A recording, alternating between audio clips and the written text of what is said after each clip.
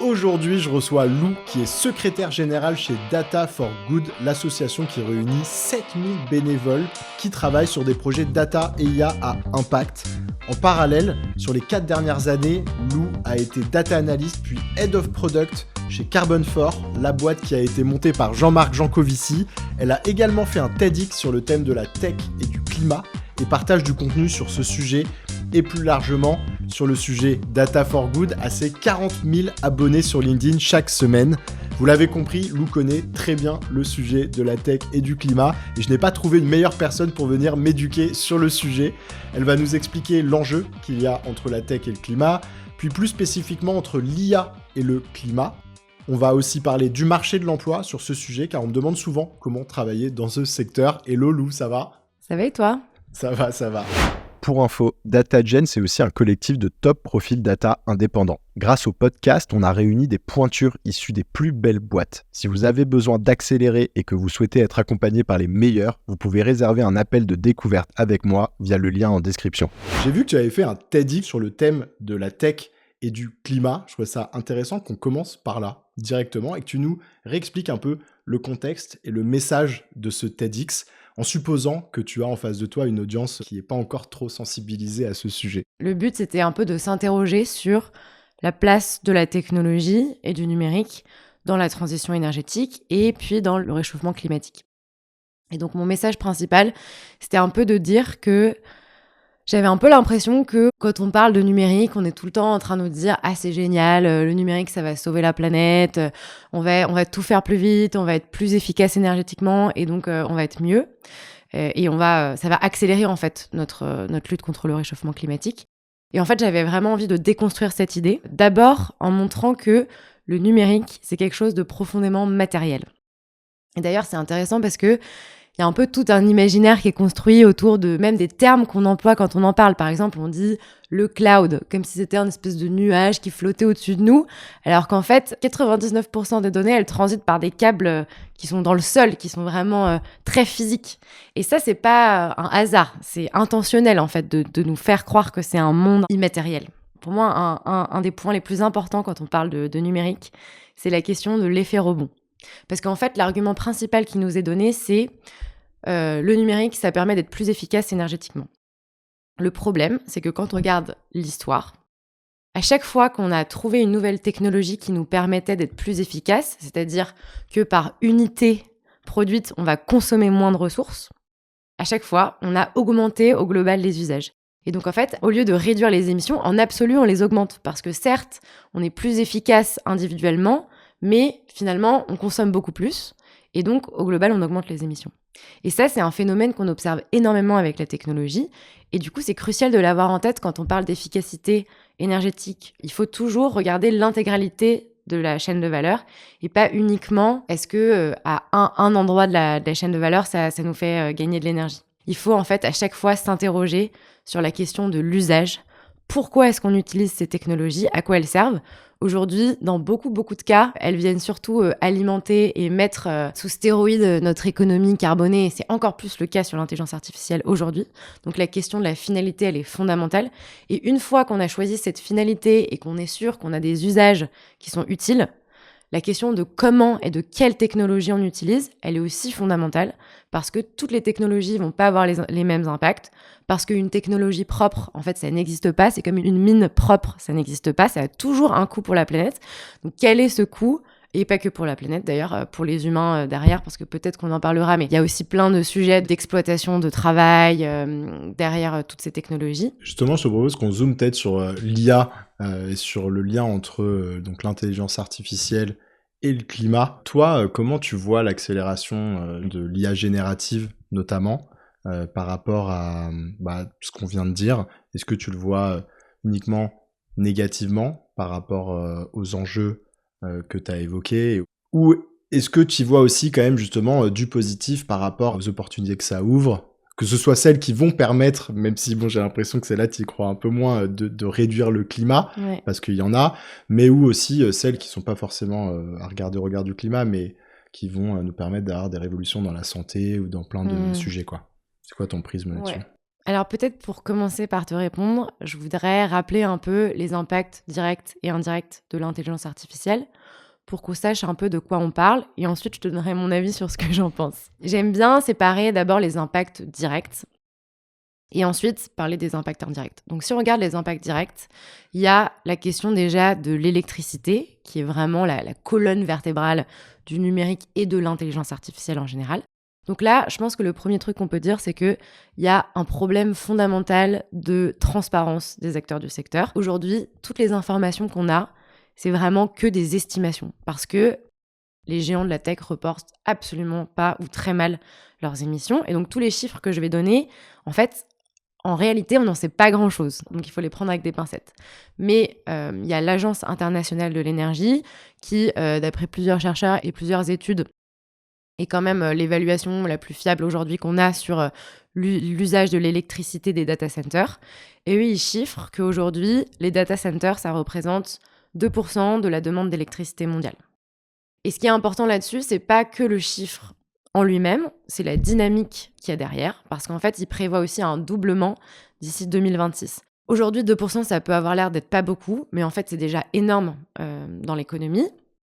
Et surtout, ça connaît une croissance exponentielle. Le deuxième point, c'est que 2%, c'est un chiffre lissé dans le monde. Mais le sujet, c'est qu'en fait, ça crée plein de tensions localement.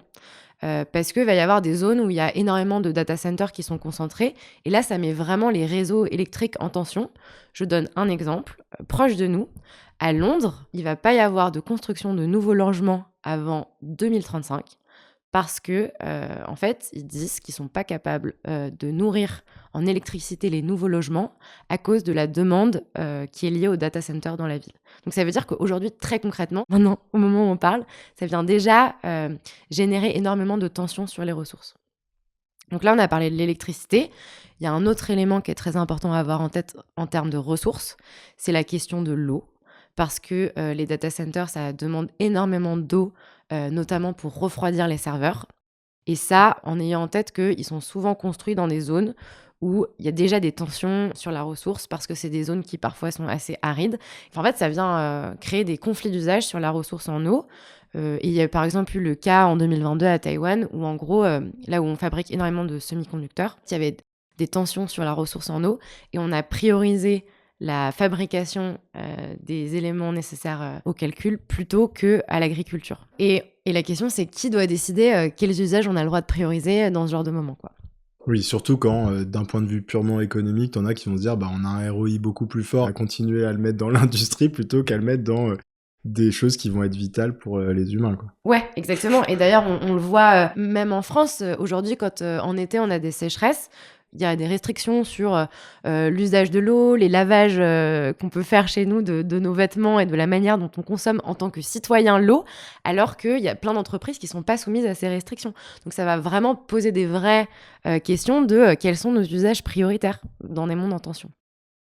Et puis, le dernier point qui est important, c'est la ressource aussi en minerais, parce que on a besoin de dizaines de métaux, que ce soit du tungstène, du tantal, du cobalt, du cuivre, pour pouvoir fabriquer tous ces produits, pour pouvoir pouvoir utiliser de l'intelligence artificielle au quotidien. Et ça demande pareil énormément d'extraction. Encore une fois, dans des zones reculées où il y a déjà des tensions énormes sur la ressource, de l'exploitation de travail humain, des zones de conflit, parfois de guerre. Et ça, pareil, on a vraiment du mal à le chiffrer parce qu'on a très peu d'informations, mais c'est crucial. Et puis, ces métaux, ils sont déjà en tension, en fait, avec la demande, notamment liée à l'électrification dont on a besoin pour la transition énergétique. Donc, il y a vraiment une compétition d'usage en cours. Et là, à ce stade, j'ai parlé que des impacts directs. C'est un peu les premiers auxquels on pense parce qu'ils sont directement liés à la fabrication et à l'usage de ces intelligences artificielles.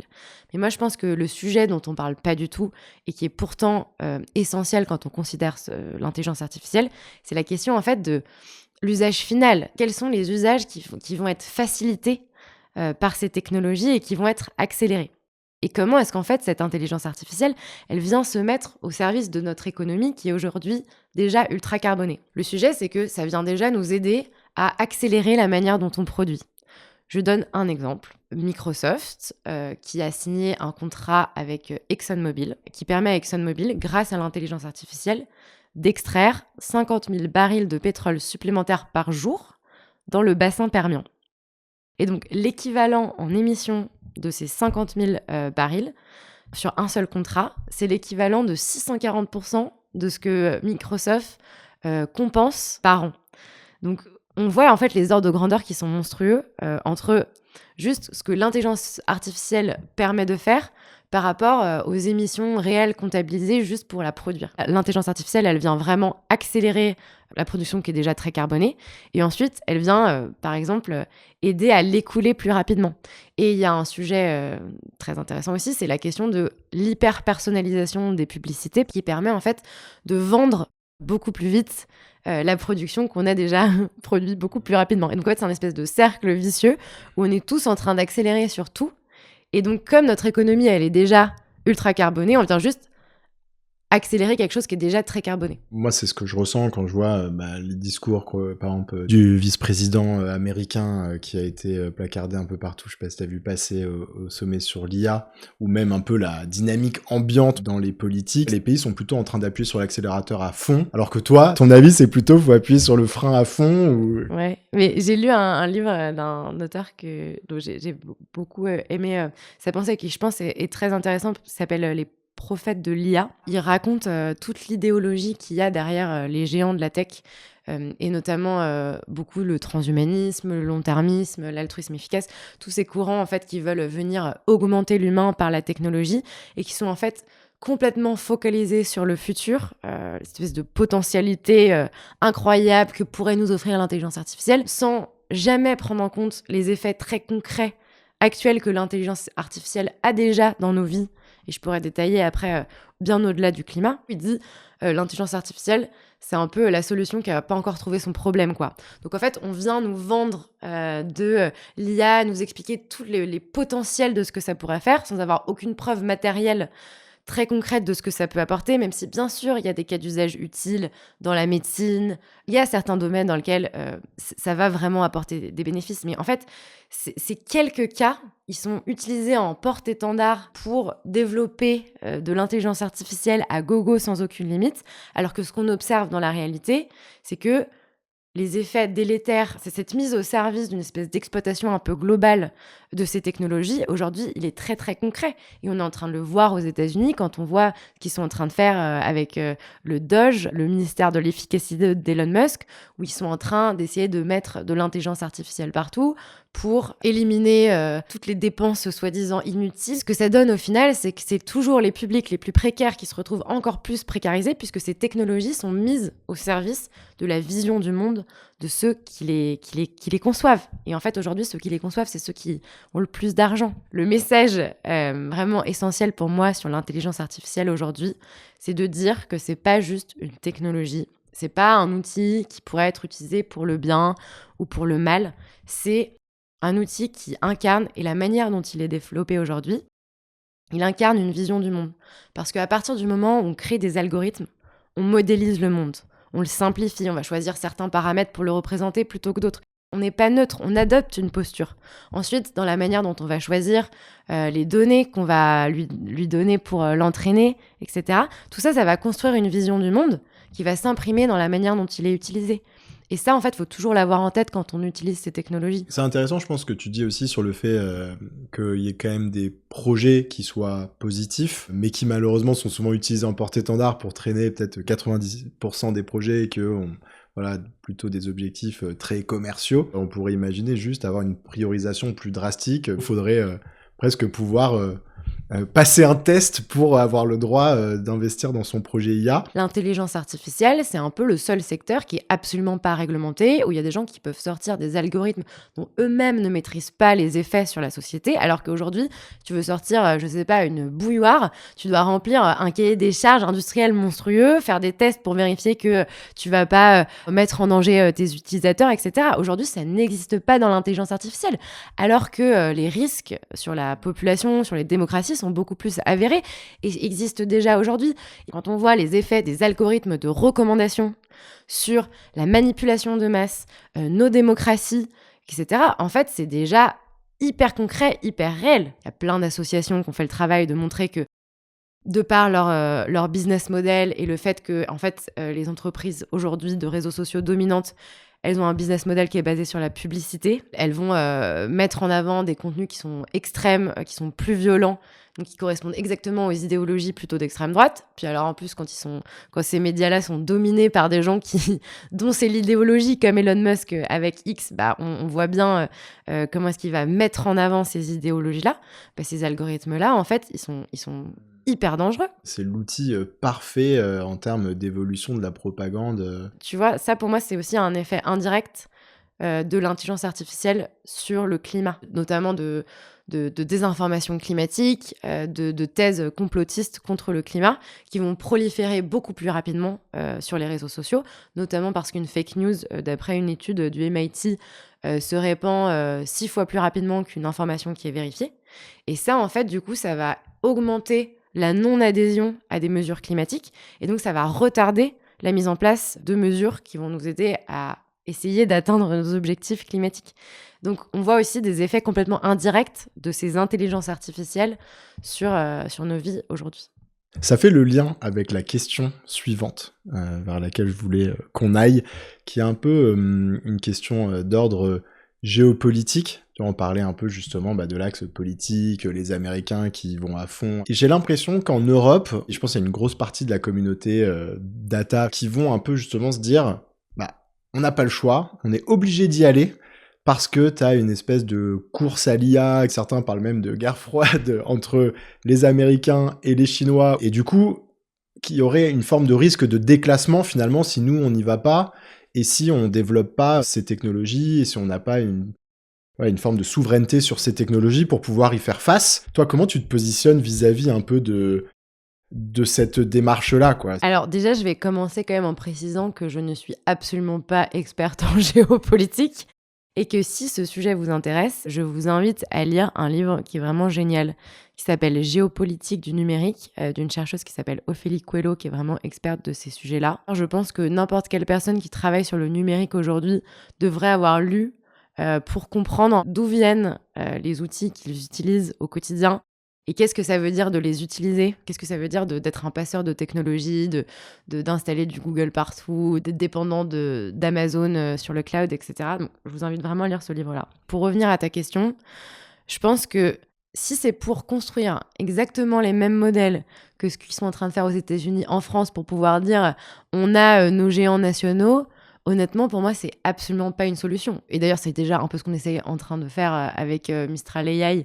Mais en fait, si c'est pour construire des modèles qui fonctionnent exactement pareil, qui exploitent des travailleurs du Sud complètement sous-payés pour venir annoter des modèles, qui ensuite vont être utilisés pour surveiller beaucoup plus les gens, changer aussi la manière dont on travaille, parce que je sais pas si vous voyez comment est-ce que progressivement l'IA est en train d'apparaître dans tous les outils. La semaine dernière, j'ai quand même fait une réunion avec quelqu'un qui utilisait un outil Microsoft où il y avait le AI Copilot qui vient pendant la réunion, qui t'écoute, qui t'enregistre et qui t'envoie à la fin un résumé et qui te met une note sur la manière dont tu as interagi pendant la réunion et te dire que en fait, quand c'est en entreprise, ça remonte à ton boss et qui va pouvoir consolider l'ensemble de tes notes sur le mois pour être capable de te dire si tu suis bien en réunion et si tu regardes bien au bon endroit pendant ta conf. Moi, je suis complètement effrayée de ce que ça vient amener dans le monde du travail. Et il faut collectivement qu'on s'interroge sur ces questions-là. Est-ce qu'on a envie de travailler comme ça? Surtout que c'est en train de s'installer progressivement sans qu'on s'en rende compte. On nous le pousse partout. Et d'ailleurs, sur ce sujet, il y a aussi une étude hyper intéressante qui a été réalisée par une association qui s'appelle Designer Éthique, où ils ont analysé plein d'outils numériques pour montrer à quel point est-ce que l'IA, c'est une solution qui n'a jamais été autant poussée dans des outils numériques. Parce que c'est vrai qu'aujourd'hui, vous allez dans n'importe quel outil numérique, vous avez en énorme une bulle qui se met devant vous pour vous pousser à utiliser l'intelligence artificielle pour écrire, pour faire ci, pour faire ça. Mais il faut qu'on résiste et qu'on dise non, quoi. Il y a plein d'usages dont on ne veut pas. Par contre, je suis d'accord qu'il faut créer On va pas arrêter du jour au lendemain intégralement d'utiliser du numérique. Et c'est important de se rendre compte quand même à quel point est-ce qu'on est dépendant aujourd'hui des GAFAM, que ce soit pour le cloud, que ce soit pour les câbles numériques, etc. Et pour les moteurs de recherche. Google, c'est 91% des recherches aujourd'hui dans le monde. Il faut quand même qu'on ait des alternatives. Mais la question, c'est des alternatives au service de quoi ? Au service de nos démocraties, des individus, du climat. Et donc, il faut avoir toute cette équation-là en tête quand on développe ces outils-là. Ce que tu veux dire, c'est peut-être aussi prendre quand même un peu le temps de mesurer, de mieux comprendre le problème, avant d'y aller tête baissée en suivant exactement ce que font les autres. Ça veut pas forcément dire qu'il faut pas non plus y aller, faut continuer à innover, faut continuer à faire du numérique, mais faut le faire de manière plus raisonnée, quoi. J'avoue, moi, j'ai vraiment un problème avec ce terme de innover, cette espèce d'obsession pour l'innovation, comme si c'était la solution à tout d'innover. Puis en plus, il y a tout le temps cette espèce de dichotomie innovation ou régulation, comme si on régulait, on pouvait plus rien faire, alors que pas du tout. C'est même Paul Éluard qui disait de la contrainte naît la liberté. Ce qui compte, c'est pas innover, ce qui compte, c'est ce qu'on veut faire de la technologie. Comment est-ce qu'on fait pour vivre en meilleure santé, vivre mieux, sortir les gens de la précarité et arriver à aussi garder une planète vivable pour les humains et pour les non-humains. C'est ça la question, en fait. C'est tout. Si on revient maintenant sur un autre sujet, donc toi, tu es anciennement présidente, maintenant secrétaire générale chez Data for Good, donc l'association dont je parlais en introduction, qui accompagne et qui met en relation 5000 bénévoles avec plein de projets data et IA à impact. Tu peux nous rappeler en 2 mots ce que vous faites, comment ça s'inscrit dans tout ce contexte dont on vient de parler et quelles sont les dernières news? Très récemment, on est passé à 7000 bénévoles, donc on commence à être une petite armée. Data for Good, qu'est-ce que c'est ? C'est du coup une communauté de 7000 experts de la tech bénévoles qui vont donner de leur temps pour des associations qui n'ont pas forcément les ressources financières ou techniques en interne pour pouvoir mener des projets d'intérêt général. Du coup, on va venir co-construire avec elles des projets pour les aider vraiment à décupler leur impact en utilisant le numérique, la donnée. On utilise le numérique pour l'intérêt général et vraiment dans une démarche de sélectionner des associations de terrain qui sont expertes de leur sujet, qui savent comment est-ce qu'il faut s'attaquer de manière systémique aux problèmes auxquels elles s'attaquent sur le climat, la biodiversité, la justice sociale, la démocratie, etc. Et en même temps, on va aussi porter une vision assez critique, comme vous avez pu l'entendre, sur la technologie et sur les usages qu'on en fait actuellement. Et pour nous, c'est vraiment très important d'avoir ces 2 pieds, parce que on ne peut pas juste utiliser la technologie sans interroger quel est le système qu'on nourrit, quelles sont les forces qui jouent derrière les technologies qu'on utilise. Et c'est vraiment cette double approche qu'on essaye d'avoir. Et tu peux peut-être nous illustrer un projet pour que les gens matérialisent un peu ce dont on parle, un projet qui a marqué par exemple peut-être l'année 2024 ou le début d'année 2025. Il y a 1 an et demi, on a sorti un projet qui s'appelle les bombes carbone, où on a cartographié les 425 plus gros projets d'exploitation fossile dans le monde.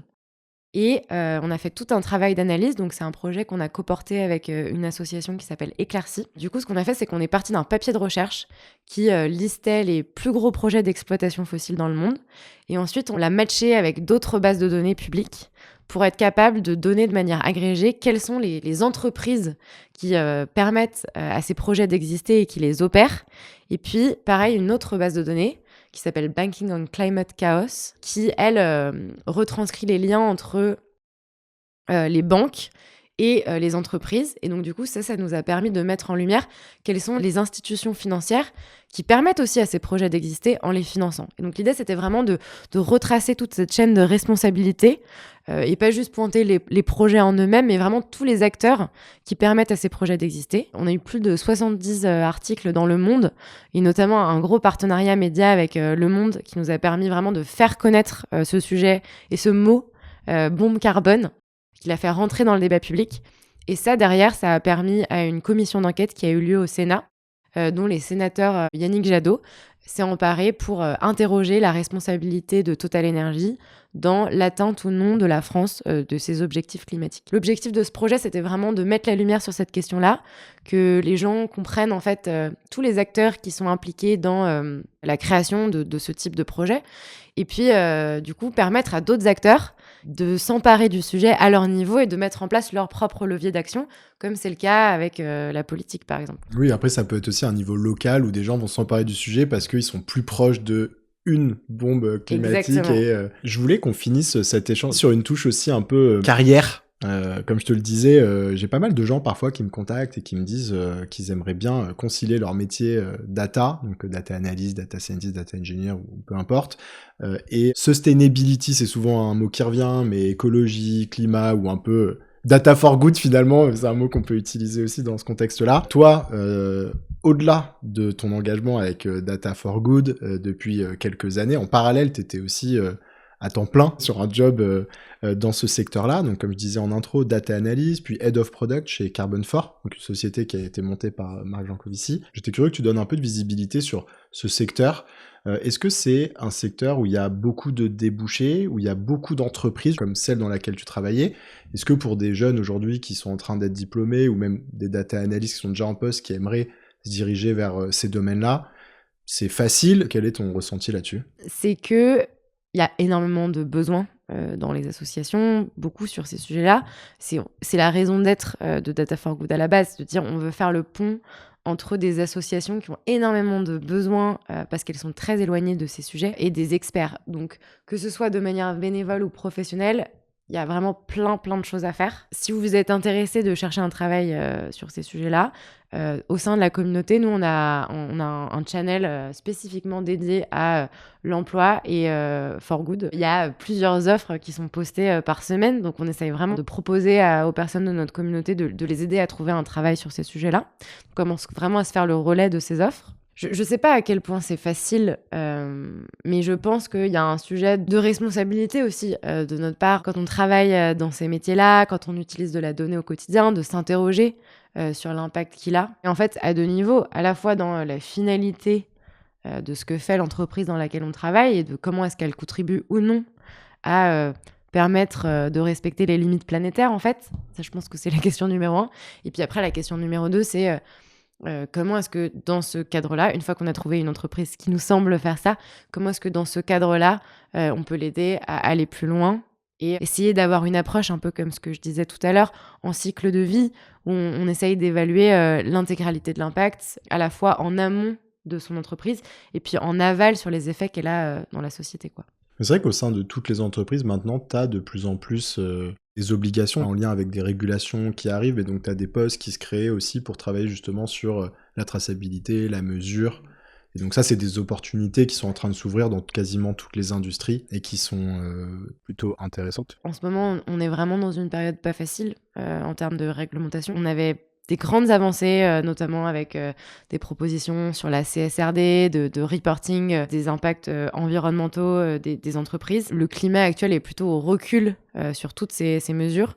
Et donc, je pense qu'encore plus qu'avant, c'est hyper important de se mobiliser, de résister et d'essayer de créer des îlots de résistance sur ces sujets-là pour pas qu'on retourne en arrière, en fait. Parce qu'on est en train de perdre des années d'avancées climatiques en ce moment. On m'a déjà demandé aussi, justement, si je connaissais des formations pour s'éduquer sur le sujet. Je connais pas beaucoup de formations. Par contre, j'ai plein de recommandations de livres à lire. C'est plutôt des livres sur l'impact de l'intelligence artificielle. Le premier que je vous invite à lire vraiment très très fort, c'est un livre qui s'appelle Contre-Atlas de l'intelligence artificielle de Kate Crawford, qui est une chercheuse américaine qui a fondé un institut qui s'appelle le AI Now Institute et qui en fait raconte son espèce d'atlas de l'impact de l'intelligence artificielle. Elle explique justement à quel point l'intelligence artificielle c'est quelque chose de politique et ça repose sur une triple extraction de ressources, extraction de travail, extraction de données. Et c'est vraiment hyper bien rédigé pour comprendre le problème de manière vraiment intégrale sur toutes ces facettes d'impact. Je vous ai parlé de géopolitique du numérique de Ophélie Coelho qui, pour le coup, est vraiment passionnant parce qu'il vient apporter une dimension vraiment historique au développement du numérique en Europe et aux États-Unis depuis, en fait, à peu près, on va dire, la guerre froide jusqu'à aujourd'hui. Et comment est-ce qu'en fait, tous les choix qui ont été faits sont le fruit de rapports de force entre des États, des entreprises. Et qu'est-ce qu'on peut faire aussi face à ça? Le troisième livre que je vous recommande de lire, c'est Toxic Data de David Chavalarias, qui est un directeur de recherche au CNRS, et qui en fait a écrit tout un livre sur comment est-ce que fonctionne l'algorithme de Twitter, tout ce que j'expliquais tout à l'heure sur les algorithmes de recommandation et aussi comment est-ce que l'extrême droite utilise la manière dont fonctionnent ces algorithmes pour toucher beaucoup plus largement des gens et répandre ces idées. C'est vraiment passionnant pour comprendre les enjeux politiques qu'il y a derrière l'usage des réseaux sociaux. Excellent. Bah écoute, je mettrai tout ça en description. Tu as récemment partagé sur LinkedIn que justement tu te lançais à temps plein sur Data for Good, alors qu'avant tu étais plutôt part-time. Enfin, je sais pas trop comment tu te débrouillais, mais tu avais un job à côté. Je suppose que ça vient avec peut-être une vision encore plus ambitieuse, enfin des projets. Je sais pas si tu veux nous teaser un peu sur la suite. Oui, alors en fait, ça faisait 7 ans que j'étais coprésidente de manière bénévole. Et là, depuis janvier, l'idée, c'est vraiment de recruter une équipe à plein temps pour pouvoir accompagner beaucoup plus d'associations et puis aussi pour pouvoir lancer un peu plus la partie sensibilisation dont on a beaucoup parlé aujourd'hui sur l'impact environnemental et social de l'intelligence artificielle sur le monde, avec vraiment cette conviction qu'en tant qu'expert de la donnée, en tant qu'utilisateur quotidien de ces technologies, on a un rôle à jouer dans la manière dont le grand public peut comprendre et s'emparer de ces sujets-là. Et vraiment l'idée de dire que c'est politique et il faut qu'on s'en empare, et pour s'en emparer, il faut qu'on comprenne ce qui se passe derrière. Donc vraiment, on s'est un peu donné cette mission, accompagner plus d'associations et sensibiliser sur les impacts.